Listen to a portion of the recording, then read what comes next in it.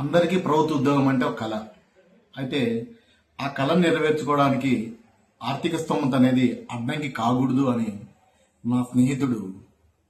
Decide అయ్యి, ఎవరైతే చాలా మంది గవర్నమెంట్ ఎంప్లాయీస్ ఉంటారో మీ వంతు సహకారం అందించండి అంటూ తన సొంత నిధులతో ఒక యాప్ క్రియేట్ చేసి కేవలం ఒక బిర్యానీ ఖర్చుతో సంవత్సరం పాటు 239 రూపాయలతో జనరల్ స్టడీస్ అంటే ఈ ఎగ్జామ్కి ఎలాంటి ప్రశ్నలు రావచ్చు, ఇలాంటివన్నీ అనేక ఎగ్జామ్స్ రాసి సక్సెస్ అయినటువంటి గ్రూప్ 1, గ్రూప్ 2 స్థాయి ఎస్ఐ మరియు స్థాయి అభ్యర్థులు ఎవరైతే ఎగ్జామ్ ఉన్నారో వాళ్ళు ఎవరైతే ఎంప్లాయీస్ ఎవరు ఉన్నారో ఈ స్థాయి వాళ్ళు రెడీ చేసినటువంటి పేపర్స్ను టెస్ట్ సిరీస్గా పెడుతూ, ఎందుకంటే తను కేవలం యాప్ క్రియేట్ చేసిన డబ్బులు మాత్రమే ఆశించి ఇదంతా కూడా పేద విద్యార్థులకు చెందాలి, గ్రామీణ విద్యార్థులకు చెందాలి అని ప్రయత్నిస్తున్నటువంటి నా ఫ్రెండ్కు నమస్కారాలు తెలుపుకుంటూ నా వంతు సహకారంగా తన కోసం ఒక వీడియో క్రియేట్ చేయాలనుకుంటున్నాను. ఎందుకంటే నా దగ్గర ఉన్నటువంటి సబ్స్క్రైబర్స్ కనీసం కొంతమందికైనా రీచ్ అయితే కేవలం 239 రూపాయలతో Indian history, AP history,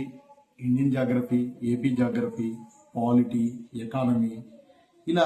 Indian society ఇలాంటి అన్ని సబ్జెక్టులు కూడా జనరల్ స్టడీస్ లో తీసుకొస్తూ